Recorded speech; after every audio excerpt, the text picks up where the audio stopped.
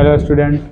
आज का वीडियो हमारा है आधुनिक आवर्त सारणी को लेकर, जो क्लास 10th और क्लास 11th दोनों के विद्यार्थियों के लिए इम्पोर्टेंट रहेगा। दोनों ही क्लास में केमिस्ट्री में आपको आधुनिक आवर्त सारणी के बारे में तथा आधुनिक आवर्त सारणी को बनाने में लगे प्रयासों के बारे में पढ़ना है। तो जो ये आप आधुनिक आवर्त सारणी देख रहे हैं ना, ये मोसले का आवर्त सारणी है। ये मोसले के द्वारा बनाया आवर्त सारणी है। लेकिन शायद आपको पता होगा कि ये आवर्त सारणी या आधुनिक आवर्त सारणी बनाने में कितने प्रयास लगे। इतना आसानी से यह आवर्त सारणी हमें प्राप्त नहीं हुआ है। अंततः मोसले के द्वारा यह आवर्त सारणी बनाया गया, जिसे आधुनिक आवर्त सारणी कहा जाता है। लेकिन इसे बनाने के पीछे कई वैज्ञानिकों का अहम योगदान रहा है। भले ही वो सफल नहीं हुए हों, लेकिन उनका प्रयास इसके पीछे बहुत रहा है। क्लास 10th हो या क्लास 11th हो, दोनों में शुरुआत में आपको आधुनिक आवर्त सारणी को तैयार करने में प्रारंभिक प्रयासों के बारे में सर्वप्रथम पढ़ना है। तो ये जो पीरियोडिक टेबल है, ये मोसले के द्वारा बनाया जो पीरियोडिक टेबल है, इसे आधुनिक आवर्त सारणी कहते हैं। मोसले की बात करें तो मोसले सबसे अंत में आकर अपना पीरियोडिक टेबल दिया था, जो परमाणु संख्या के आधार पर सजाया गया था। मोसले के अलावा सभी वैज्ञानिकों ने अपना जो परमाणु पीरियोडिक टेबल तैयार किया था, वो परमाणु द्रव्यमान के आधार पर सजाया गया था। केवल एक मोसले था जो अपना पीरियोडिक टेबल परमाणु संख्या के आधार पर सजाया था। मोसले मात्र 28 वर्ष की अवस्था में इसकी मृत्यु हो गई थी। मोसले का मात्र 28 वर्ष की अवस्था में मृत्यु हो गया था, परंतु इतने कम एज में इसने दुनिया को ये दिया जो आज तक हम लोग, जिसके लिए आज तक हम लोग इसका अध्ययन कर रहे हैं या पढ़ रहे हैं। तो सबसे पहले अगर इसके प्रयासों के बारे में बात करें, यानी तत्वों के वर्गीकरण के प्रयास, इसके प्रयास तब से प्रारंभ हुए जब ये आवश्यकता पड़ा कि तत्व इतने सारे तत्वों का खोज तो हो गया है, लेकिन जब हमें इसके अध्ययन की आवश्यकता पड़ेगी, इसके बारे में स्टडी करने की आवश्यकता पड़ेगी, तो इन तत्वों को हम किस प्रकार अरेंज करें, किस प्रकार सजाएं। क्योंकि आप ही समझें, आपके पास अगर कई सारे पुस्तकें हैं, कई सारे बुक्स हैं, मान के चलिए उदाहरण के तौर पे आपके पास क्लास 1, 2, 3, 4, 5, 6, 7, 8 क्लास 1 से लेकर क्लास 8 तक का बुक आपके पास है, और हर सब्जेक्ट का बुक है। क्लास 1 का बुक आपके पास math, Hindi, English, social, science, Sanskrit सब कुछ है। क्लास 8 का, क्लास 6 का, क्लास 5 का, प्रत्येक क्लास के आपके पास लगभग 10 पुस्तकें हैं सपोज। तो इस तरह से, और ये सभी एक अलमारी पे इस तरह से मिले हुए पड़े हुए हैं।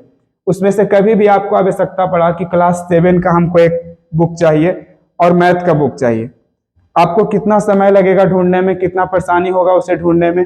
आप उसमें से पूरे अलमारी में से, पूरे में से, सभी बुक में से बारी बारी से हर एक बुक को निकाल के देखेंगे, ये 7 का है क्या, अगर 7 भी है तो मैथ का है क्या। फिर 6 का बुक निकालेंगे, वो निकल सकता है। कभी 5 का बुक आपके हाथ लग जाएगा, कभी 6 का, कभी 7 का, कभी 4 का, कभी 1 का, कभी 2 का, बहुत परेशानियां होगी।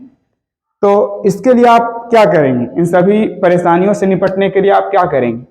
आप सबसे अच्छा उपाय क्या करेंगे कि इस तरह से एक रो बना लेंगे कि इस लाइन में हम इस क्लास के बुक को रखेंगे और इस लाइन में इस सब्जेक्ट के बुक को रखेंगे। मान लेते हैं मेरे पास इतने सारे बुक्स थे, अपने सुविधा के लिए हम क्या किए कि इस तरह से रो बना लिए, क्लास 1, 2, 3, 4, 5, 6, 7, 8 तक का, और इसमें सब्जेक्ट का रो बना लिए कि भाई इसमें हम, इस वाले कॉलम में हम जितना बुक रखेंगे सब मैथ का होगा, सब क्या, मैथ का होगा। इस तरह से इस वाले कॉलम में हम जितना बुक रखेंगे सब साइंस का होगा, ठीक है। इस वाले कॉलम में जितना हम बुक रखेंगे सब सोशल साइंस का होगा।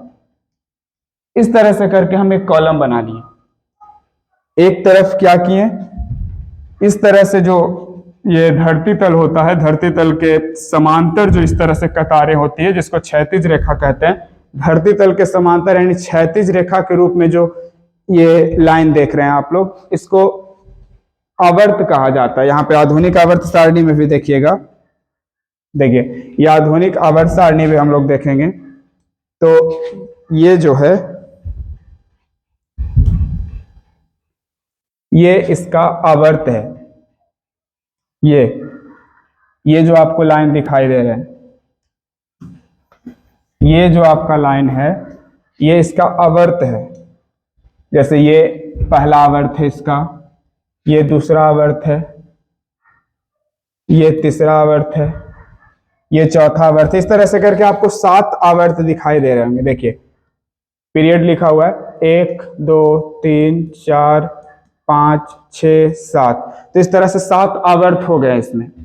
फिर इस तरह से ये लाइन जो आप देखेंगे तो इसको कहते हैं वर्ग। तो 1 2 3 4 5 6 7 8 9 इस तरह से करते हुए यहाँ तक 18 वर्ग हैं। तो मोस्टली क्या किया था, आवर्त और वर्ग के अनुसार सभी तत्वों को सजाया था। तो वही काम यहाँ पे आप भी करेंगे। अब इतने सारे आपके पास अगर बुक हैं तो आप क्या कीजिएगा, इसमें से कुछ बुकों को एक लाइन में इस तरह से रखेंगे। इसमें क्लास 1 वाले सभी बुक को रखें। क्लास 1 वाले इसमें सब्जेक्ट मैथ का रहेगा, इसमें सारे मैथ के होंगे। इस रो में सारे साइंस के होंगे, इस रो में सारे सोशल साइंस के होंगे, इस रो में सारे हिंदी के मान लेते हैं बुक होंगे। अब इस तरह से अरेंज करने के बाद, सजाने के बाद, अगर आपको आवश्यकता पड़ा कि क्लास 5 का मान लेते हैं, हमको हिंदी का बुक चाहिए, अब आपको जरा भी टाइम नहीं लगेगा। आप कॉलम इस तरह से कॉलम से सजा के रखे हुए हैं। ये वाला ये जो क्षैतिज ये उदग्र लाइनें है ना, जो लंबवत है, इसको कॉलम कहते हैं या वर्ग कहते हैं हिंदी में। ये आपका वर्ग है, ये इस तरह से वर्ग हो गया। और ये वाला जो लाइनें होती है इस तरह से क्षैतिज लाइनें होती है, इसको आवर्त कहते हैं। तो अब आपको जरा भी समय नहीं लगेगा।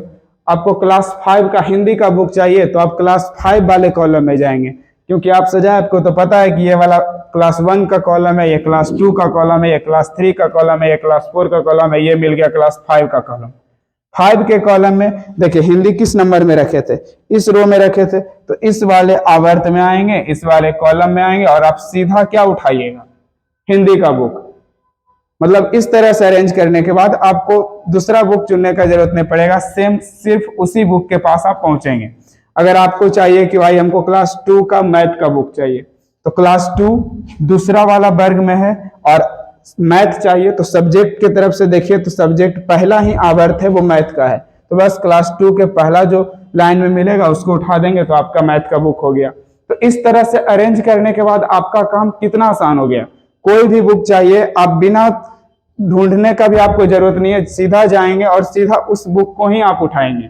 तो सेम यही आवश्यकता पड़ा वैज्ञानिकों को कि इतने सारे जो तत्वों का खोज हुआ है, तो क्यों ना हम इसको एक अच्छे ढंग से अरेंज कर दें कि कभी किसी तत्व के बारे में जानकारी प्राप्त करना हो, किसी तत्व का स्टडी करना हो, तो उसके लिए आपको ढूंढना ना पड़े या फिर उसके गुणों का आपको पुनः अध्ययन ना करना पड़े। तो इसे लेकर सबसे पहले ये डिमांड उठा कि सभी तत्वों को एक अच्छे ढंग से अरेंज किया जाए या अच्छे ढंग से सजाया जाए। तो जैसे ही ये सजाने की बात उठी, मांग उठी, तो सर्वप्रथम सभी वैज्ञानिक इसके पीछे लग गए, प्रयास करने के पीछे कि इसको अब अरेंज किया जाए। तो सबसे पहला जो प्रयास था इन सभी तत्वों का अरेंज करने का या सजाने का, सबसे पहला जो प्रयास था वो प्रयास हुआ धातु तथा अधातु के आधार पर, और ये सबसे पहला प्रयास किया गया लौभाजे के द्वारा।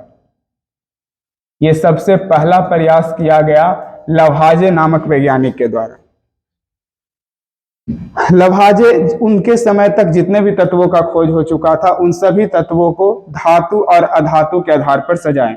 मतलब एक तरफ क्या सभी धातुओं को रख दिया गया और एक तरफ सभी अधातु को रख दिया गया। लेकिन ये अलग बात है कि इस आधार पर धातु और अधातु के आधार पर तत्वों को वर्गीकृत कर देने से उसके गुणों का अध्ययन नहीं हो जाता है, क्योंकि उसमें कुछ तत्व उपधातु भी होते हैं। तो इस वजह से इनका ये वर्गीकरण सफल ना हुआ। लेकिन आप सभी को पता है कि प्रथम प्रयास जो होता है हमेशा याद रखा जाता है। तो भले ही ये वर्गीकरण की विधि अपनाई नहीं गई, परंतु सबसे प्रथम प्रयास वर्गीकरण में किसका रहा, लौभाजे का रहा। सबसे प्रथम प्रयास इन्होंने ही किया तत्वों के आवर्ती वर्गीकरण का, और किस आधार पर, धातु और अधातु के आधार पर।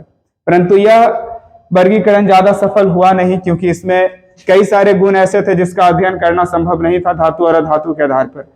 तो फिर इस तरह से प्रयास जारी रहे कि आगे और कुछ प्रयास किया जाए जिससे और बेहतर तरीके से इसे सजाया जाए। दूसरा प्रयास आप लोग को बताया जाएगा संयोजकता के आधार पर वर्गीकरण। उसके बाद किया गया, जितने तत्व उस समय तक खोज हो चुके थे उन सभी का संयोजकता निकाला गया, वैलेंसी निकाला गया। जिन तत्वों का संयोजकता 1 आया उसे एकल बंधन, 2 आया उसे द्विबंधन, 3 आया उसे त्रिबंधन, 4 आया उसे चतुर्थ बंधन, इस तरह करके बांटा गया।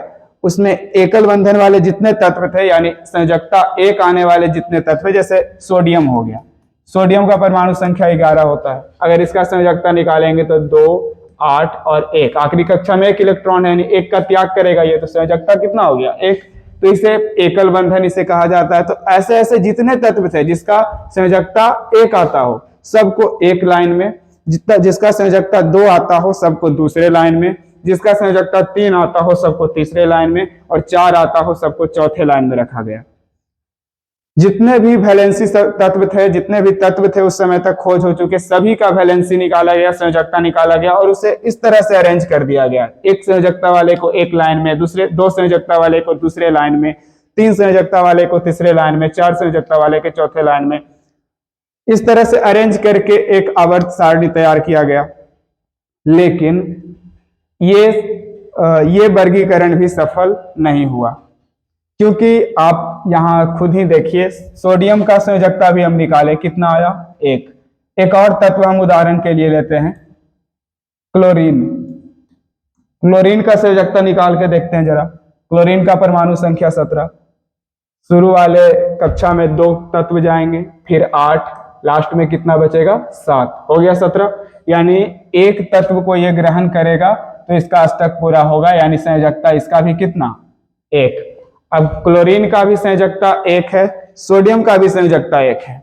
इसका मतलब जब इस तरह से वर्गीकरण किया गया होगा तो सोडियम और क्लोरीन दोनों को एक ही वर्ग में रखा गया, दोनों को एक ही लाइन में रखा गया। तो क्या दोनों को एक ही लाइन में तो हम रख रहे हैं, लेकिन दोनों का गुण तो सेम नहीं है। सोडियम धातु है, क्लोरीन अधातु है। सोडियम ठोस अवस्था में पाया जाता है, क्लोरीन प्रायः गैस अवस्था में पाया जाता है, तो बिल्कुल गुण नहीं मिल रहे हैं। लेकिन संयोजकता के आधार पर बांटने पर इन दोनों को एक वर्ग में रखना पड़ा। तो इस तरह से वर्गीकरण जो किया गया ये भी सफल नहीं हुआ। वर्गीकरण तो आप कर दिए एकल बंधन, द्विबंधन, त्रिबंधन और चतुर्थ बंधन के अनुसार, लेकिन इसका जो गुण था वो समान नहीं था। एक ही वर्ग में स्थित तत्व सभी अलग अलग गुण के, यानी एक ही लाइन में आप तत्व को रखे तो हैं, लेकिन सबका गुण अलग अलग है। कोई धातु है तो कोई अधातु है, कोई ठोस अवस्था में पाया जा रहा है तो कोई गैस अवस्था में पाया जा रहा है। तो ये जो दूसरा प्रयास था संयोजकता के आधार पर, ये प्रयास भी कुछ ज्यादा सफल हुआ नहीं। इसे भी गलत साबित करके आगे प्रयास जारी रहा। इसके बाद जो एक कुछ हद तक कह सकते हैं कि सफल प्रयास के रूप में आए, जो डोवरेनर थे। डोवरेनर एक त्रियक नियम दिए, जिसे डोवरेनर का त्रियक नियम कहते हैं। इनका त्रियक नियम क्या था कि 3-3 तत्व, 3-3 तत्वों को लेकर एक ये समूह बना दिए। इनके आवर्त में 3-3 तत्वों का समूह था, जिसे ट्राइड कहा जाता था, या हिंदी में बोले तो त्रियक कहा जाता था। ये 3-3 तत्वों का समूह बनाए, और उस समूह के पीछे बनाने का जो कारण था, जो लॉजिक था, उस लॉजिक को इन्होंने नाम दिया त्रियक नियम। यानी ये जो 3-3 तत्व किस आधार पे रख रहे हैं उसे नाम दिया त्रियक नियम।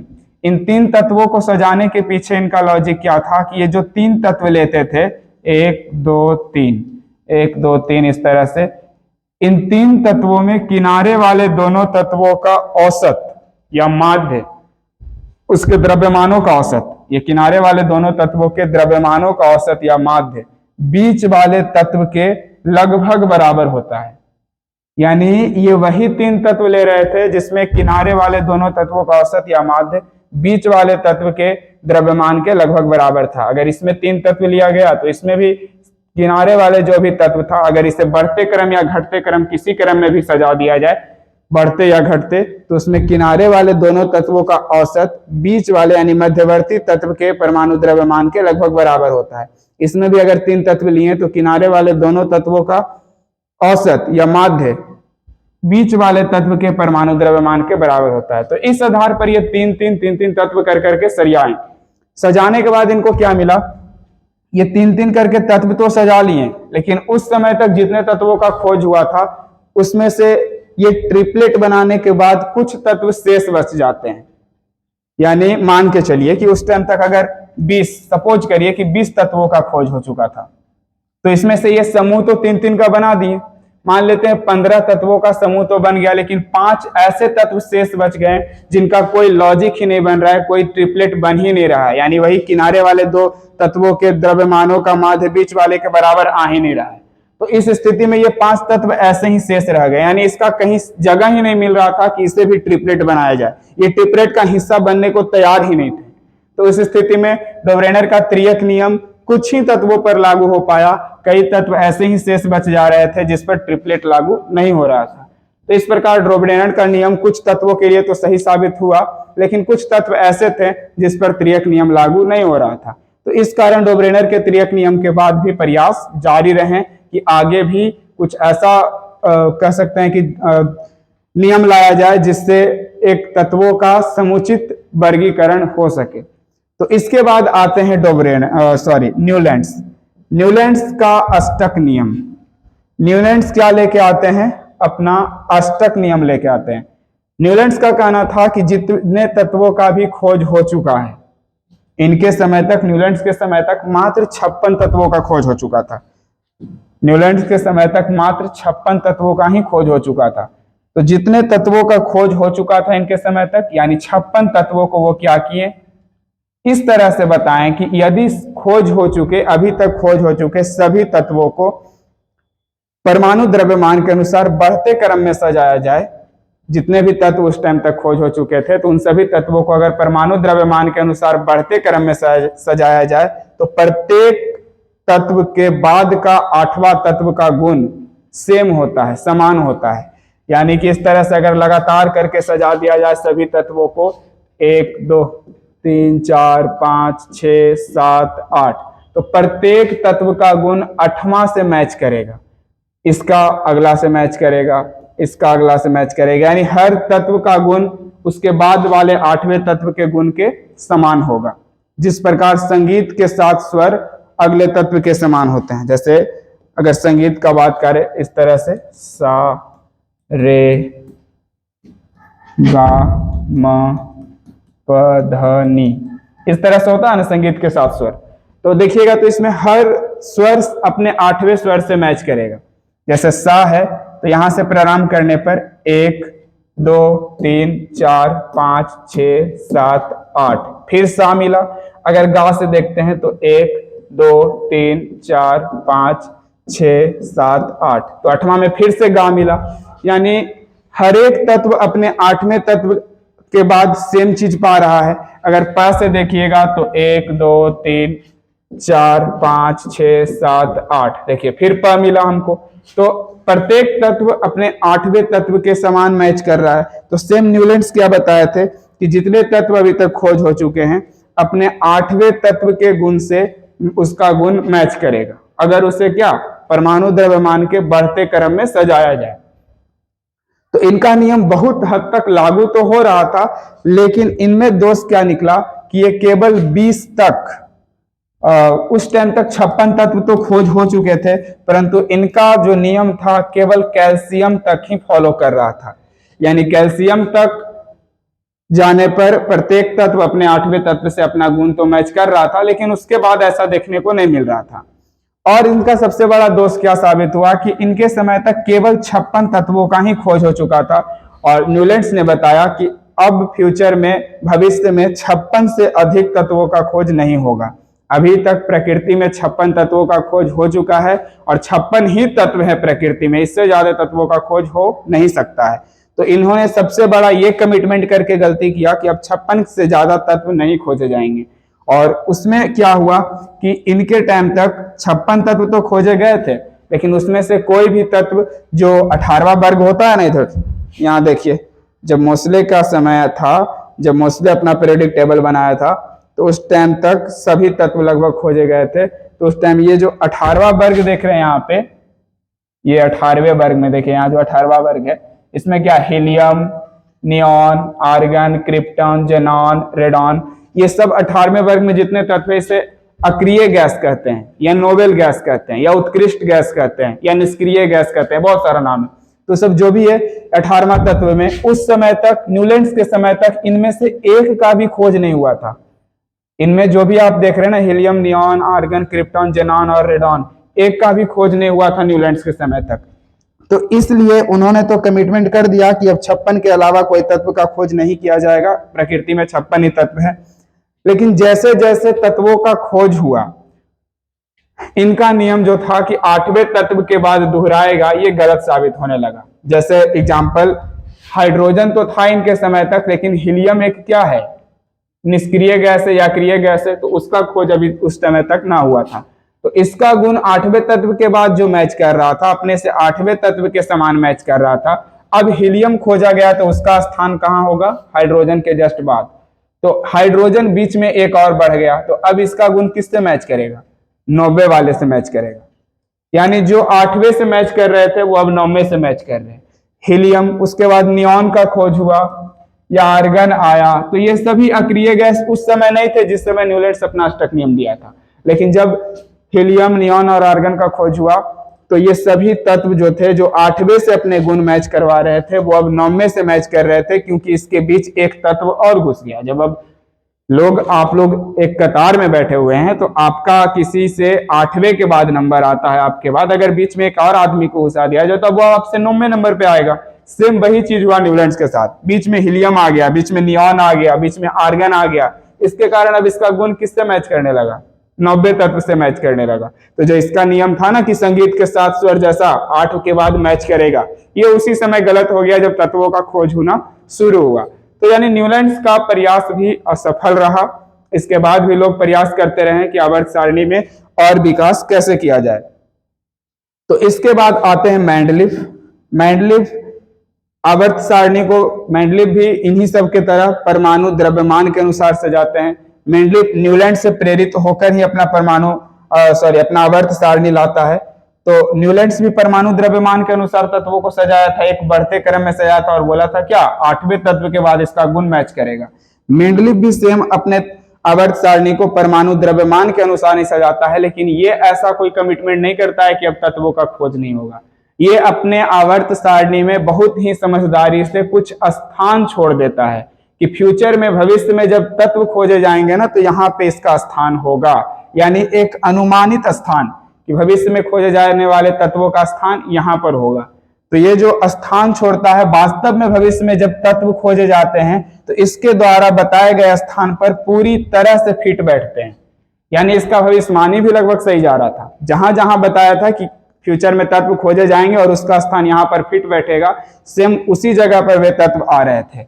साथ ही साथ ये भी नहीं एक कमिटमेंट किया था कि 8वें तत्व के बाद उसका गुण मैच करेगा। ये एक निश्चित क्रम में होगा, एक निश्चित आवर्त के बाद गुण अपना दोहराएगा, ऐसा बताया था। तो एक निश्चित समय के बाद या एक निश्चित आवर्त के बाद अपना गुण दोहराएगा, इसीलिए न्यूलैंड के जो सारणी था उसको आवर्त सारणी कहा गया। एक आवर्त का मतलब होता है दोहराना, तो एक निश्चित समय के बाद दोहराने के कारण ही, गुण दोहराने के कारण ही मेंडलीफ के सारणी को क्या कहा गया, मेंडलीफ का आवर्त सारणी कहा गया या पीरियोडिक टेबल कहा गया।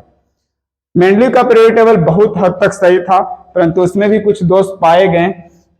उससे प्रेरित होकर इन सभी के बात करें, आपसे अगर कहा जाए कि परमाणु द्रव्यमान पर सजाने वाला, तो ये सभी परमाणु द्रव्यमान पर सजाने वाले थे, चाहे मेंडलीफ हो, न्यूलैंड्स हो, डोब्रेनर हो। एकमात्र वैज्ञानिक जिसका पीरियोडिक टेबल ये आप देख सकते इधर है, मोसले, परमाणु संख्या के आधार पर पीरियोडिक टेबल सजाते हैं। सभी परमाणु द्रव्यमान के आधार पर सजा रहा था, मोसले परमाणु संख्या के आधार पर अपने पीरियोडिक टेबल को सजाता है, और लगभग इन सभी के द्वारा बनाए गए पीरियोडिक टेबल से अधिक सफलता पाता है।